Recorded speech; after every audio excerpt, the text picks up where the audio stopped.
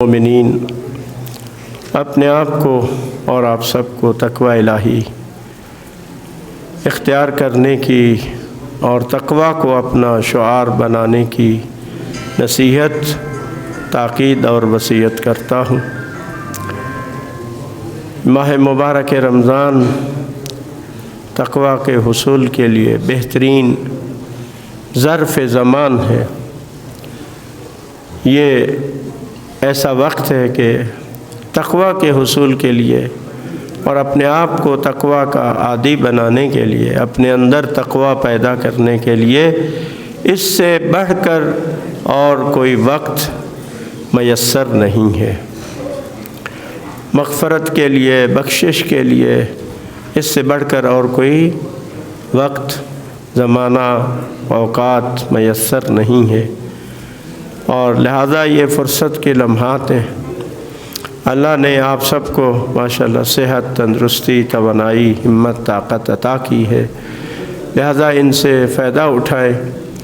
اور آخری عشرہ ماہ مبارک رمضان کا جو ایک دن بعد، 2 دن بعد شروع ہو جائے گا، تو اس میں خاص طور پر ہم اہتمام کریں، جو اعمال ماہ مبارک رمضان کے ہیں اس کو خصوصی طور پر انجام دینے کے لیے اہتمام کریں۔ آپ کے علم میں ہے کہ یہ آئندہ آنے والے ایام، جن کا آغاز آج رات سے شروع ہو جائے گا، 19، 20 اور 21 رمضان المبارک کے یہ ایام مخصوص ہیں مولائے متقیان علی ابن ابی طالب علیہ السلام کے ساتھ۔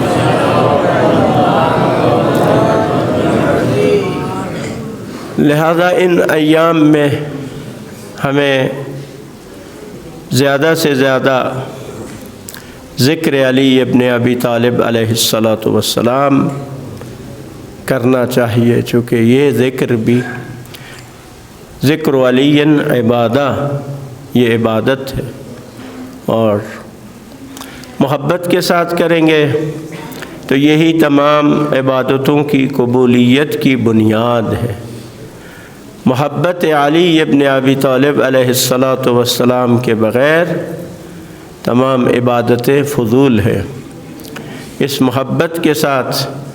اور علی علیہ السلام کی ولایت کے ساتھ سب عبادتیں قبول ہیں، ماہ رمضان کی عبادتیں ہوں یا دیگر عبادات ہوں۔ لہذا ان ایام میں زیادہ سے زیادہ ہم مولا امیر المومنین علیہ السلام کے فضائل، مناقب، سیرت کا مطالعہ کریں، اور ذکر علی ابن ابی طالب علیہ السلام کی مجالس برپا کریں۔ جہاں یہ مجالس برپا ہوں وہاں ہمیں اس کا شریک ہونا چاہیے، شرکت کرنی چاہیے۔ یقین جانے علی ابن ابی طالب علیہ السلام کا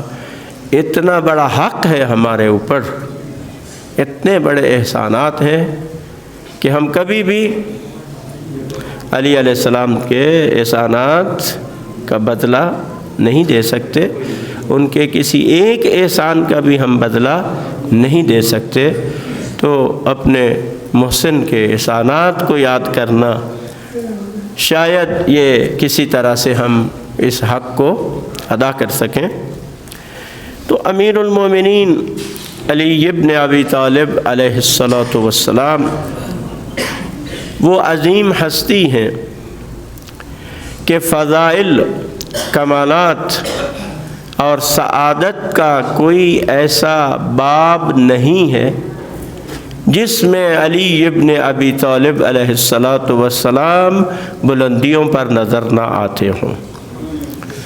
کوئی بھی انسانی فضیلت ہے، کوئی بھی انسانی کمال ہے، کوئی بھی اعلیٰ انسانی صفت ہے، ان سب میں ہم دیکھیں گے تو علی ہمیں ان سب صفات اور کمالات میں امام نظر آتے ہیں، سب سے آگے نظر آتے ہیں، اور تمام ان بلندیوں پر علی ابن ابی طالب علیہ السلام۔ واقعاً اگر جس طرح سے رسالت مآب صلی اللہ علیہ وآلہ وسلم نے فرمایا زینوا مجالسکم بذکر علی ابن ابی طالب کہ اپنی مجالس کو علی ابن ابی طالب علیہ السلام کے ذکر سے زینت دو۔ اگر ہماری مجالس مولا علی کے ذکر سے مزین ہو تو یہ معاشرہ عالی ہو جائے، یہ فکر، افکار، ہمارے نظریات یہ عالی ہو جائیں گے۔ جب علی کا ذکر ہوگا، علی کے فضائل چونکہ اعلیٰ انسانی فضائل اور صفات ہے، تو نتیجتاً کیا ہے، ہماری فکر بھی عالی ہوگی، ہمارے جو مزاج ہے وہ بھی انشاءاللہ تعالی عالی بنیں گے، ہمارا کردار بھی عالی بنے گا، چونکہ جب ہم علی کے کردار کو پڑھیں گے اور سنیں گے، اور یہ ہمارا عقیدہ ہے کہ علی ابن ابی طالب علیہ السلام کی پیروی واجب ہے، لازم ہے، علی علیہ السلام کی اتباع لازم ہے، علی علیہ السلام کی پیروی واجب ہے، علی علیہ السلام کی پیروی سے اور اس سے انحراف فسق و فجور ہے، کہ اگر ہم علی ابن ابی طالب علیہ السلام کی اتباع نہیں کریں گے تو گمراہی ہے، ضلالت ہے، فسق ہے، فجور ہے، اس کے علاوہ اور کچھ نہیں ہے۔ لہذا ہمارے اوپر لازم ہے کہ ہم علی ابن ابی طالب علیہ السلام کی اتباع کریں، پیروی کریں، ان کے نقش قدم پر چلے۔ تو جب ہمیں علی کے نقش پا کا علم ہوگا تو پھر ہی ہم ان کے نقش قدم پر چل سکتے ہیں، اگر ہمیں ان کے نقش پا کا علم نہ ہو تو ہم نہیں چل سکیں گے۔ تو اس لیے علی ابن ابی طالب کے فضائل و سیرت و کردار و فرامین، ان کی تاریخ کو پڑھنا، یہ ہمارے معاشرے کو، انسانوں کو، مومنین کو کیا ہے، جلا بخشتا ہے، ان کی افکار کو عالی کرتا ہے، اور جیسے علی بلند ہے وہ مومنین بھی جو علی کا ذکر سنیں گے وہ بھی پستیوں سے نکل کر بلندیوں کی طرف پرواز کریں گے۔ تو علی وہ ذات ہے، لیکن ایک ستم ظریفی یہ ہے، آپ دیکھیں کہ یہ جو علی علیہ السلام کے مخالف ہیں، جو دشمن علی علیہ السلام ہیں،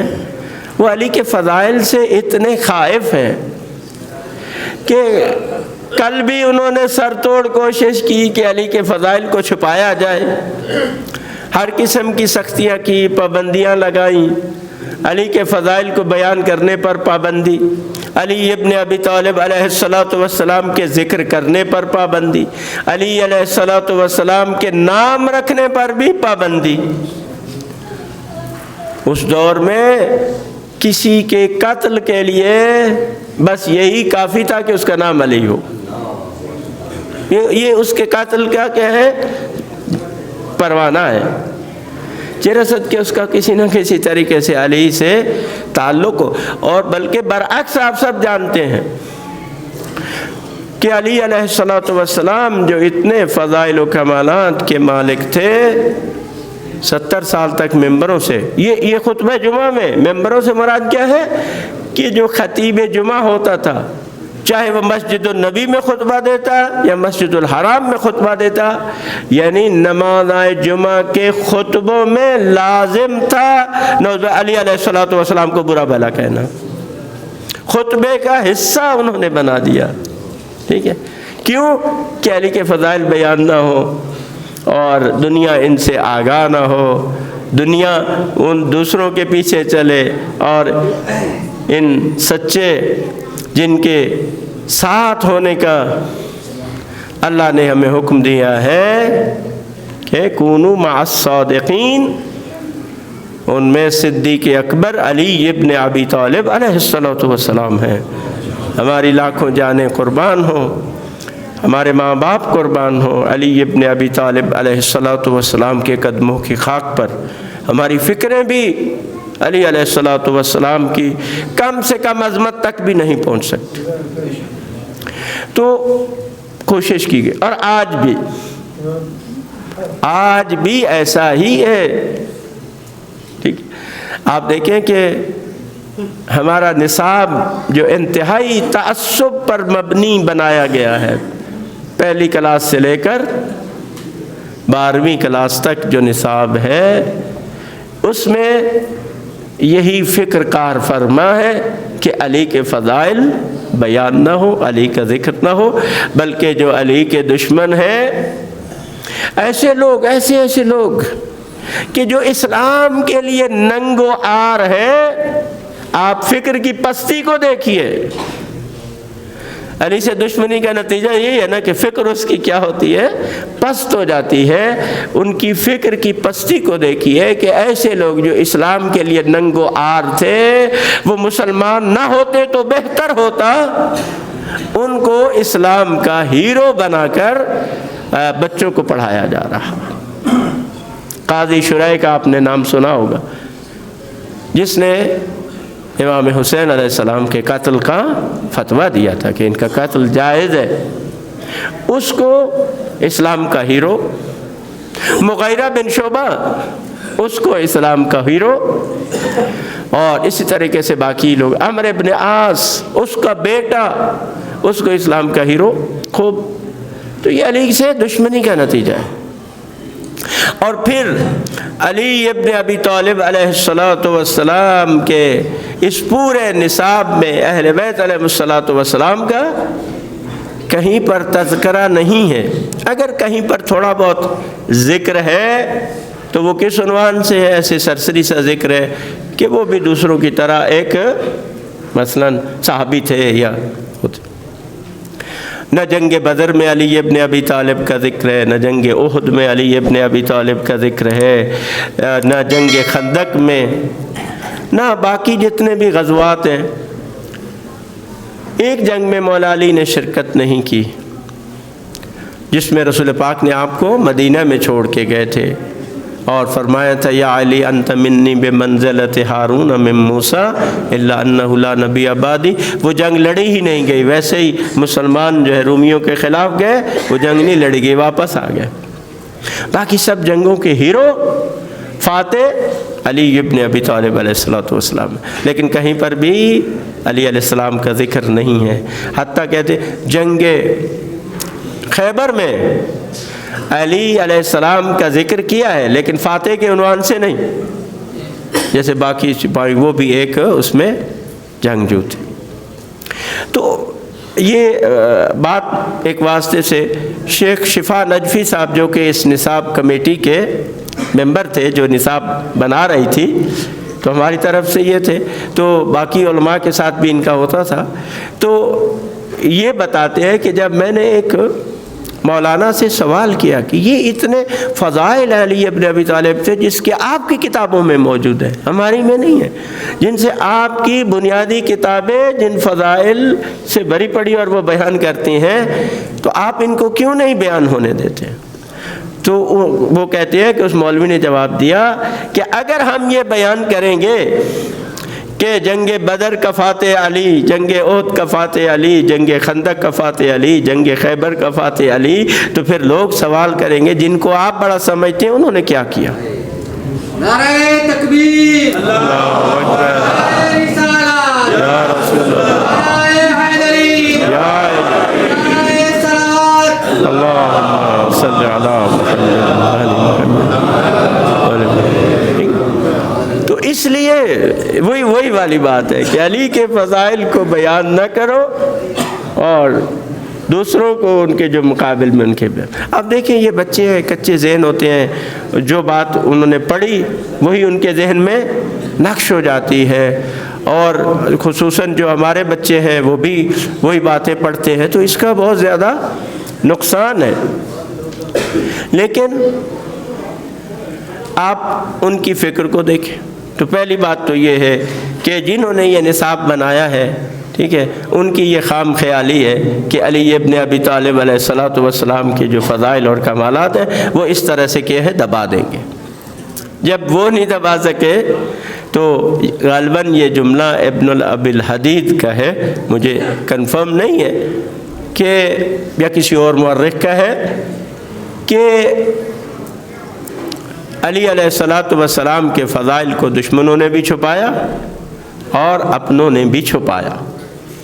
دشمنوں نے بغض کی وجہ سے چھپایا اور اپنوں نے خوف کی وجہ سے چھپایا۔ جب پابندی تھی کہ علی کے فضائل نہیں آپ بیان کر سکتے، کتابوں میں نہیں لکھ سکتے، تو اپنوں نے خوف کی وجہ سے چھپایا، لیکن وہ کہتے ہیں اس کے باوجود آج مشرق و مغرب علی کے فضائل سے بھری پڑی ہے۔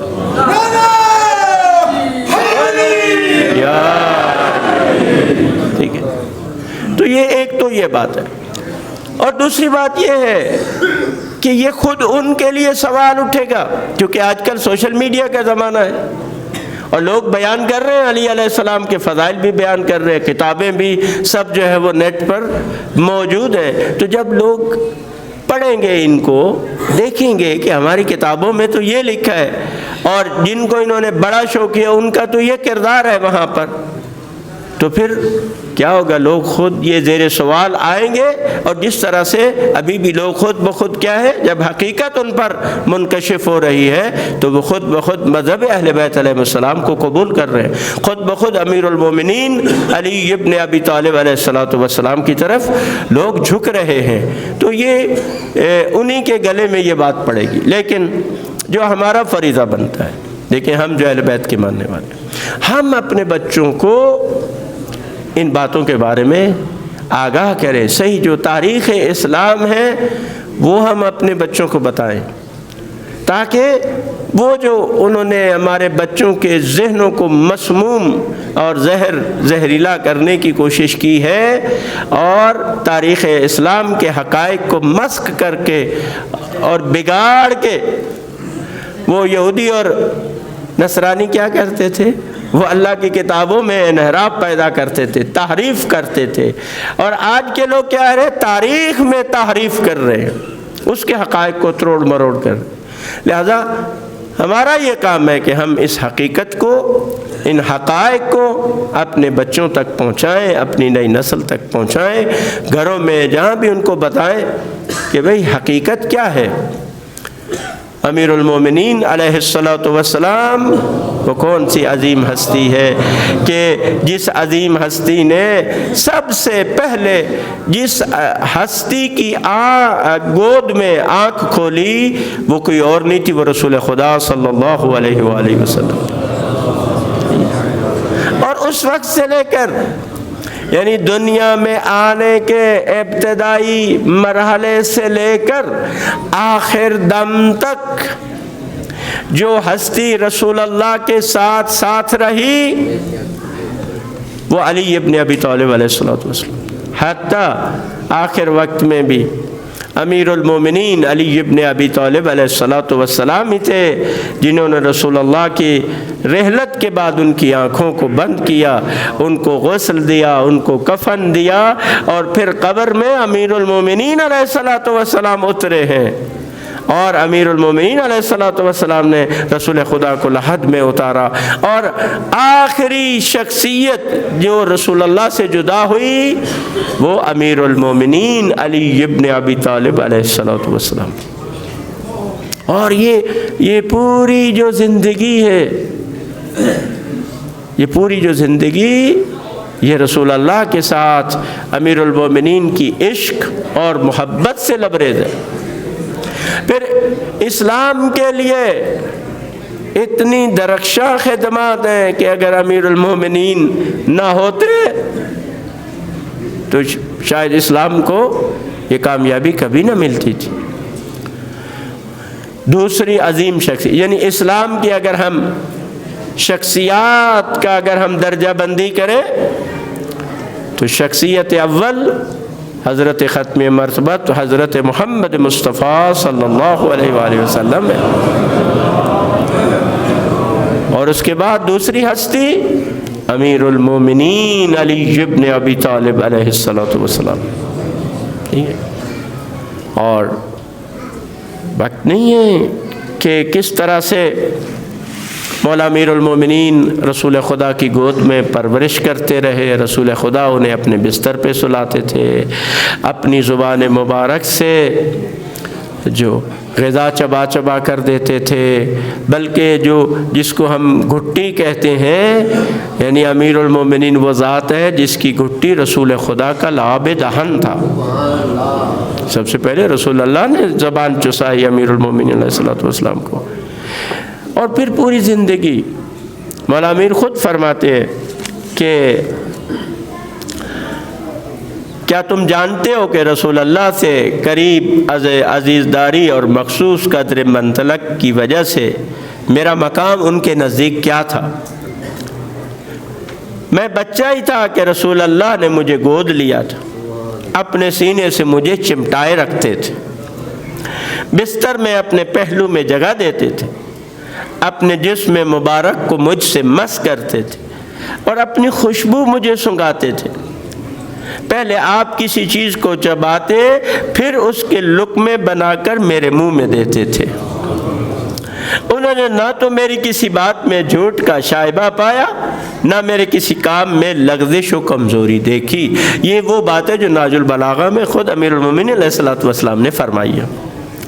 اللہ نے آپ کی دودھ بڑائی کے وقت ہی فرشتوں میں سے ایک عظیم المرتبت ملک روح القدس کو آپ کے ساتھ لگا دیا تھا، جو انہیں شب روز بزرگ خصلتوں اور پاکیزہ سیرتوں کی راہ پر لے جاتا تھا۔ یہ رسول اللہ کی تعریف کرتے ہیں، پھر فرماتے ہیں میں ان کے پیچھے پیچھے یوں لگا رہتا تھا جیسے اونٹنی کا بچہ اپنی ماں کے پیچھے رہتا ہے، جیسے وہ اپنی ماں سے کبھی جدا نہیں ہوتا، جن کو میں بھی رسول اللہ سے کبھی جدا نہیں ہوتا تھا۔ آپ ہر روز میرے لیے اخلاق حسنہ کے پرچم بلند کرتے تھے اور مجھے ان کی پیروی کا حکم دیتے تھے، اور ہر سال کو حرا میں کچھ عرصہ قیام فرماتے تھے، وہاں میرے علاوہ انہیں کوئی نہیں دیکھتا تھا۔ اس وقت رسول اکرم صلی اللہ علیہ وآلہ وسلم اور ام المومنین حضرت خدیجہ کے گھر کے علاوہ کسی گھر کی چار دیواری میں اسلام نہیں تھا، البتہ تیسرا ان میں تھا۔ یہ تین شخصیت تھی جنہوں نے سب سے پہلے خانہ کعبہ میں نماز پڑھی اور جماعت کے ساتھ نماز پڑھتے۔ رسول اللہ آگے کھڑے ہوتے تھے، بی بی خدیجہ الکبریٰ سلام اللہ علیہا بائیں طرف اور مولا امیر المومنین پیچھے کھڑے ہوتے تھے۔ آپ فرماتے میں وحی اور رسالت کا نور دیکھتا تھا اور نبوت کی خوشبو سونگھتا تھا۔ اب دیکھیں یہ آنکھ چاہیے نا، یہ آنکھ مولا امیر المومنین کے پاس ہے جو نبوت کا نور دیکھ رہی ہے اور نبوت کی خوشبو سونگھتا، نبی کی نہیں کہہ رہے، نبوت کی خوشبو سونگھتا تھا۔ جب آپ پر پہلی مرتبہ وحی نازل ہوئی تو میں نے شیطان کی چیخ سنی، جس پر میں نے پوچھا کہ یا رسول اللہ یہ آواز کیسی ہے؟ تو آپ نے فرمایا یہ شیطان ہے جو اپنی پرستش سے مایوس ہو گیا ہے۔ رسول پاک نے فرمایا اے علی، جو میں سنتا ہوں تم بھی سنتے ہو اور میں دیکھتا ہوں وہ تم بھی دیکھتے ہو، فرق اتنا ہے کہ تم نبی نہیں ہو، میرے وزیر جانشین اور یقیناً بھلائی کی راہ پر ہو۔ بارالہ امیر المومنین علیہ السلام کی عظمتوں کے صدقے میں ہمیں ان کے سچا پیروکار بنا، مولا امیر المومنین کی اتباع اور شیعوں میں ہمارا شمار فرما، مولا امیر المومنین کی معرفت اور محبت سے ہمارے دلوں کو لبریز فرما۔ بسم اللہ الرحمن الرحیم والعصر ان الانسان لفی خسر الا الذین آمنوا وعملوا الصالحات وتواصوا بالحق وتواصوا بالصبر۔